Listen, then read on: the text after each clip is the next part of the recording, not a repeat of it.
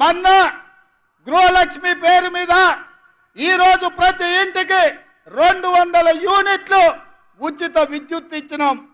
ప్రతి ఆడబిడ్డలకు కట్టెల పొయ్యి నుంచి విముక్తి కలిగించి ఆనాడు సోనియమ్మ దీపం పథకం తెచ్చి గ్యాస్ పొయ్యి సిలిండర్ ఇచ్చి 400కి సిలిండర్ ఇస్తే కేడీ మోడీ కలిసి 1200 చేసిరు. ఎన్నికలప్పుడు ఆడబిడ్డల కష్టాలు తీర్చడానికి 500 రూపాయలకే సిలిండర్ ఇస్తామని చెప్పినాం, ఇచ్చి చూపించినాం.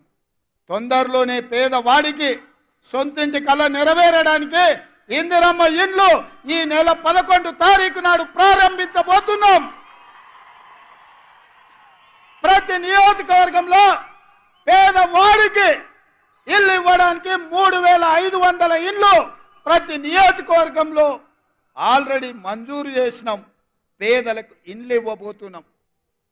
రైతు భరోసా పథకం కింద ప్రతి పేదవాడికి 1 ఎకరం, 2 ఎకరాలు, 3 ఎకరాలు, 4 ఎకరాలు, 5 ఎకరాల పైన ఉండే వాళ్లకు వరుసగా ఖాతాలలో వాళ్లకు రైతు భరోసా పథకం నిధులు వేసినాం. ప్రభుత్వ ఉద్యోగులకు, కాంట్రాక్ట్ ఉద్యోగులకు, అవుట్ సోర్సింగ్ ఉద్యోగులకు జీతం ఎప్పుడు వస్తుందో తెలియదు, వీళ్ళు ఎట్లా గడవాళ్ళను తోయదు. అట్లాంటి పరిస్థితుల్లో ప్రతి నెల 1వ తారీఖు నాడు ప్రభుత్వ ఉద్యోగులకు, పెన్షన్దారులకు 1వ తారీఖు నాడు జీత భత్యాలు ఇచ్చి వాళ్ళు కూడా మన వాళ్ళే, మన కుటుంబ సభ్యులే అని చెప్పి ఇవాళ వాళ్ళు జీత భత్యాలు ఇచ్చినాం. మహాలక్ష్మి గ్రూపులు ఎక్కడికి పోయినా మా ఆడబిడ్డల్ని కలిసి సంఘాలను బలోపేతం చేయడానికని బ్యాంక్ లింకేజ్ ద్వారా వాళ్లకు నిధులు ఇచ్చే ప్రయత్నం చేస్తున్నాం. అందుకే ఇవాళ మిత్రులారా నేను అడుగుతున్నా, రేపటికి 90 రోజులు 3 నెలలు, 3 నెలల్లో 30,000 ఉద్యోగాలు ఇచ్చి నిరుద్యోగ యువకుల్ని ఆదుకొని లక్షలాది మంది నిరుద్యోగ యువకులకు విశ్వాసాన్ని మేము కల్పించినాం. డిఎస్సి నోటిఫికేషన్ 11,000 పైచీలకు ఉద్యోగ అవకాశాలు ఇచ్చినాం. తండాలలో, గూడాలలో, మారుమూల పల్లెల్లో పేదలకు విద్యను అందించడానికి, పాఠశాలలు తెరవడానికి, టీచర్ల నియామకానికి తెరలేపినాం. గ్రూప్ 1 పబ్లిక్ సర్వీస్ కమిషన్ ద్వారా 563 ఉద్యోగాలకు నోటిఫికేషన్లు ఇచ్చినాం.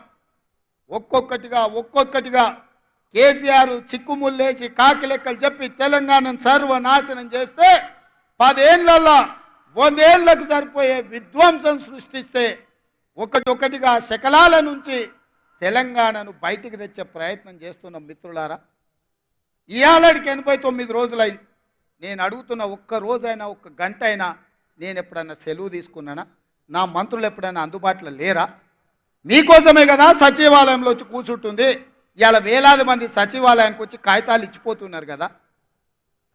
ఇవాళ జ్యోతిరావు పూలే ప్రజాభవన్లో ప్రతి అధికారి అక్కడ కూర్చొని ప్రజలు ఇచ్చే వినతి పత్రాలు చూస్తున్నాం కదా. ఎప్పుడైనా సెలవు తీసుకున్నానా మిత్రులారా? ఎప్పుడైనా అలసిపోయినట్టుగా అనిపించినా, నా కష్టం వచ్చినా, కాలును వచ్చినా అదిమి పెట్టుకొని ఓపికగా ప్రజలు విశ్వాసంతో, నమ్మకంతో ఒక గొప్ప బాధ్యత తెలంగాణ రాష్ట్ర ముఖ్యమంత్రికి ఇచ్చిండ్రు, దాని బాధ్యతతో నిర్వహించాలని చెప్పి నేను ప్రయత్నం చేస్తున్నా కదా మిత్రులారా. ఎవరికైనా ఎప్పుడైనా ఏమైనా అన్యాయం ఏం చేసినామా?